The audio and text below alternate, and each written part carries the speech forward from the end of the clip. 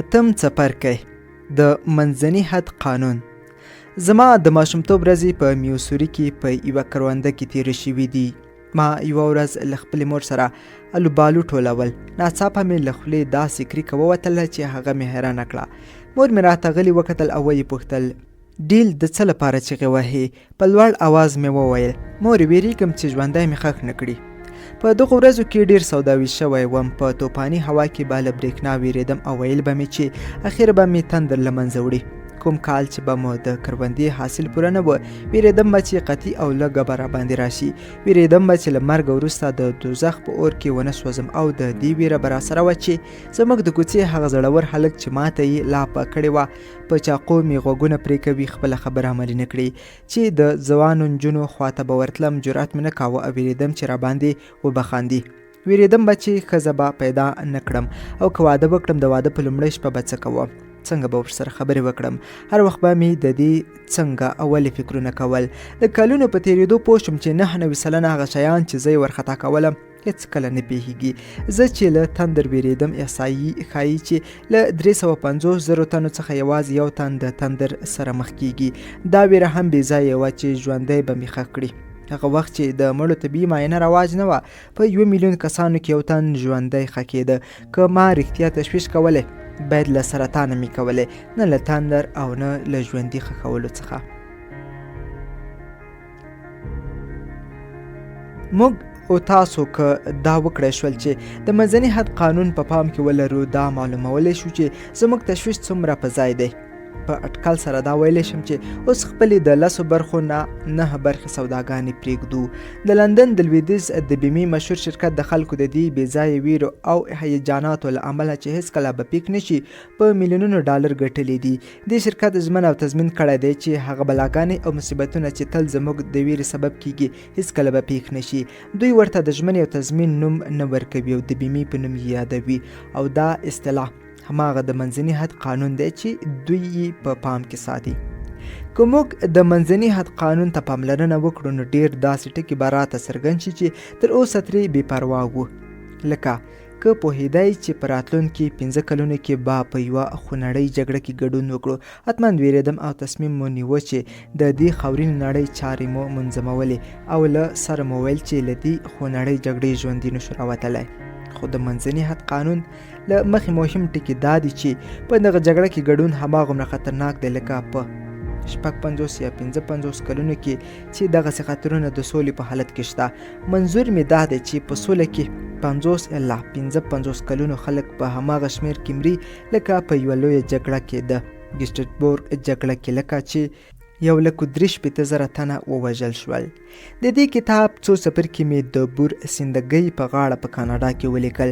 په دغه اوړي کې له میرمن سالنجیر سره آشنا شوم. میرمن سالنجیر چې ډیره درنه او پتمنه ښځه وه، یو مازدیګر مې ترې وپوښتل چې آیا په ژوند کې کله په وارخطایي او تشویش اخته شوې ده؟ ځواب یې راکړ وارخطایي ستاسو خوښه. زه تر دې وړاندې چې په وارخطایي د بري لار زده کړم نږدې و چې خپل ژوند په بې ځایه سوداګانو له لاسه ورکړم. ما 21 کاله په خپل لاس په سوځونکي اور کې تیر کړل. ډېر تندخوی او بې حوصلې وم. د ډېرو وړې پیښې له امله به قهرېدم او په دې ترتیب یو له هیجانه ډک او لالهان ژوند مې درلود. کله چې به د سودا اخیستو لپاره بازار ته لاړم بې ځایه به ورخطا کېدم. هسې نه چې د اتو د برېښنا جریان مې نه وي پرې کړی او هماغسې مې په میز پرېښی وي. هسې نه چې کور اور واخلي یا خدمتګاره له کوره ووځي او ماشومان ځان له پرېږدي. هسې نه چې ماشومان په خپلو بایسکلو سپاره شي او په سړک کې موټر ووهي.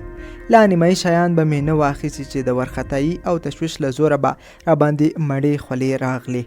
خپل کار به مې نیمګړی پرېښود او په موټر کې به کېناستم چې زر ځان کور ته ورسوم. دا ارینتیا خبره دا ده چې د همدې شکمنۍ له امله مې لومړی واده ناکام شو. دویم میړه مې د عدلي وکیل و، د سړې سینې خاوند او دقیق سړی و. هېڅکله نه ورخطا کېده. زه چې به کله په تشویش او سودا کې لوېدم راته ویل به یې ګرانه یې مه نیسه، راځه چې کینو او فکر پرې وکړو چې ولې تشویش اخیستی یې. د منځني حد د قانون له مخې آیا دغسې څه به پیښ شي که نه؟ یوه ورځ په سفر وتي و. موټر مو ډېر ګړندی روان و. د سړک له یوې خوا بلې خوا ته ښویېده. ما وار په وار خطا کړی و. په دې ډاډه وم چې موټر به په کومه برخه کې لګېږي او دړې وړې کېږي به. ما خپل ځان ارامولی نه شو، خو خو خاوند مې راته بیا وویل زه موټر ډېر ورو چلوم، یقین دی چې هیڅ پیښه به رامنځته نه شي او که د منځني حد د قانون له مخې په کنده کې وغورځېږو هم دومره خطر به پیښ نه شي. د هغې سړي پراخه سینه او ډاډ راکول زما آرامتیا سبب شول. یو وخت چې په اوړي کې د کاناډا د توکین درې ته تللي وو، له سمندر نه مو په 1000 متره لوړه کې خیمه درولې وه. باد به زموږ خیمې رپولې او زه به ویرېدم چې خیمې باد یونسي. دا ځل هم هغه غلی کړم او راته یې وویل موږ د یوه بااعتباره شرکت لخوا رالیږل شوي یو. دلته هر کال په هر موسم کې ګرځندویان خیمې وهي، هیڅ خطر نشته. که خیمه باد هم یوسه بله به ودروو. د خبرو زما قانع کړم او فکر می آرام شو. پاتې شپه ویده شوه.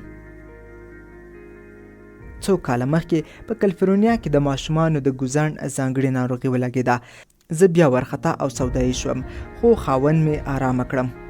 لازم مخکینی تدابیر مو ونیول. خپل ماشومان مو د ناروغو ماشومانو سره له یوځای کېدو وساتل. د روغتیا وزارت له خپرونو څرګنده شوه چې په ټول ایالت کې 1315 ماشومان مړه شوي دي او په نورو وختونو کې له 200 یا 300 څخه نه زیاتېدل. د دې شمیرو له سم تحلیل وروسته پوه شوم چې د خپلو ماشومانو په اړه راته پیدا شوې سودا بې ځایه وه. د منځنی حد د قانون په نظر کې نیولو سره مې په سلو کې نوي سوداګانې له منځه لاړې او د همدې قانون د مننې برکت دی چې 20 کاله کېږي تر هغه زیات ښه تېرېږي چې ما فکر او هیله کوله. جنرال جورج کروک چې د ډېرو سترو جنګیالیو څخه دی په خپل ژوند لیک کې لیکي د زیاترو خلکو سوداګانې او ورختایي د دوی د خپلو تصورونو زیږنده ده او د رښتیاو له نړۍ سره اړیکې نه لري. چې تیرې زمانې ته وګرځم، زه هم پوهیږم چې په رښتیا زما د تشویش او ورختایي سرچینه هم بې ځایه خیالونه او تصورات وه. جیمز ګرانټ چې د یو لوی شرکت لرونکی دی راته کیسه کوله چې هغه هم یو وخت په دې درد اخته شوی و. د یو ځل د 15 واګونو تازه میوه فرمایش ورکړی و. دا سودا ورسره وه چې حسینه واګونه یې چپه شي او یا د سړکونو پلونه خراب شي چې په نتیجه کې به میوه د ځنډ له امله بیکاره شي. که څه هم میوه یې بیمه کړې وه، خو ویرېده چې حسینه ناوخته بازار ته راورسیږي او د پلورلو وخت یې تیر شي. دومره ورخطا او سودایي و چې فکر یې کاوه د معدې په زخم اخته شوی دی. د همدې لپاره متخصص ډاکټر ته لاړ. کله چې ډاکټر وکوت ورته ویې ویل چې د اعصابو له تحریک پرته بل هیڅ نه لري. جیمر ګرانټ زیاتوي کله چې راته موضوع روښانه شوه له ځانه مې وپوښتل څومره واګونه میوه دي تر اوسه راوړې ده. ځان ته مې ځواب ورکړ تر 40,000 زیات. بیا مې پوښتنه وکړه څو یې خراب شوي دي. یوازې 15 واګونه. بیا مې وسنجوله چې له هرو 40,000 15 واګونه، یعنې له هرو 50,000 یو واګون میوه خرابه شوې وه. د منځني حد قانون له مخې چې پر تجربه ولاړ دی، داسې کار ته چې اټکل یې په 50,000 کې یو دی باید په تشویش کې نه شو. ولې ورخطا یم؟ وبګڼو چې پلونه خراب شول. آیا تر اوسه کله داسې شوي دي؟ نه. نو که اوس ماته هم کم عقل ووایي اشتباه نه کوئ، ځکه د داسې پل له ماتېدو نه ویرېږم چې تر اوسه یې سابقه نشته او د میوې د خرابېدو لپاره چې په 15,000 کې یو احتمال موجود دی نږدې یو. ځان د معدې پر زخم اخته کړ. تر هغه وروسته مې هوډ وکړ چې په هر شي کې د منځني حد قانون ومنم. تر هغه وروسته مې په معده کې د ډېرې کمې ناارامۍ احساس هم ونه کړ. کله چې آل سمیټ د نیویارک مشر و، د خپلو سیاسي دښمنانو د بریدونو په وخت کې یې وویل راځئ چې سره په ګډه د موضوع سوابق وګورو، ځکه وروسته یې حقایق په لاس راځي. که موږ هم کله د یو شي په اړه په تشویش اخته شو، ښه دا ده چې په پخوانیو حالاتو ته یې پام وکړو او چې سبب یې معلوم شو نو بیا وینو چې اوس د تشویش کوم ځای شته که نه. زما د ټولګي یو زده کوونکي دا لارښوونه ومنله او عملي کړه. تاسو یې کیسه ولولئ. د 1944 کال د جون د میاشتې په لومړیو کې په سرناندي کې په یوه مورچل کې پروت وم. کله چې مې ښه دې ځای ته وکتل نو له ځان سره مې وویل بیخي د قبر په شان دی، او چې دننه ورغلم نو احساس مې کاوه چې په قبر کې ننوځم. دا فکر له ځانه نشو لرې کولی چې دا ژور مورچل ګوند زما قبر دی. کله چې د شپې په 11 بجو الماني بم غورځونکې الوتکې را والوتې او بمباري یې پیل کړه، له ویرې لړزېدم. څو شپې مې ونه شو کړی ویده شم. پر دې مې باور و چې که دا وضعیت دوام ومومي نو زنځیري لیونی به شم. ناڅاپه را یاد شو چې 15 شپې له هر ډول خطر پرته تېرې شوې او زه لا روغ او جوړ او ساه وباسم. له موږ څخه 2 کسه، هغه هم د خپل الوتکو په وړو پارچو لږ ټپیان شوي وه، نور ټول روغ وه. هڅه مې وکړه چې د دې وړې تشویش د لرې کولو لپاره هم څه چاره وکړم. د خپل مورچل د پاسه مې یو کلک د لرګیو چت جوړ کړ چې زه یې پوره د اوسپنې د پارچو نه ساتلم او فکر مې وکړ چې یوازینی شی چې کولی شي په دې پیاوړي او ټینګ او پوښلي مورچل کې ما له منځه یوسي هماغه نیغه ضربه ده چې په 10,000 بمونو کې کیدای شي یوه دلته ولویږي.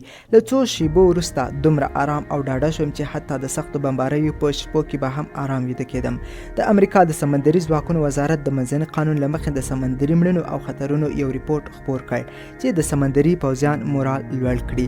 ما ته یوه زاړه بیړۍ چلوونکي وویل زموږ ډېره سودا وه چې که زموږ بیړۍ چې د الوتکو د پټرولو نه ډکه وه په راکټ ولګیږي نو چاودنه به یې څومره درنه وي. خو د وزارت خپرونې زموږ سودا هم ډیره لرې کړه چې ښودلی یې له هغو 100 بیړیو څخه چې لګېدلي یوازې 40 بیړۍ ډوبې شوي او 80 یې نه دي ډوبې شوي. له دې 40 ډوبو شوي بیړیو نه هم یوازې 15 یې له 15 دقیقو څخه په لږ وخت کې ډوبې شوي دي او د نورو ټولو سپرلیو د دې لپاره پوره وخت درلود چې ځانونه بچ کړي. پوهیږئ چې شمیرونو د دوی په روحیه څومره اغیزه وکړه. هغه ویل د منځني حد پر قانون پر پوهېدو زموږ روحیه ښه شوه او پوه شو چې د مړینې خطر ډیر کم دی. د دې لپاره چې د تشویش عادت وړاندې له دې له منځه یوسئ چې تاسو له پښو وغورځوي دا دریم لارښود ومنئ. په دقت د موضوع اړخونه او خواوې وڅېړئ او له ځانه وپوښتئ د منځني حد د قانون له مخې په سلو کې څو د دې کار د پېښېدو امکان شته چې تاسو یې په تشویش کې اچولی یاست.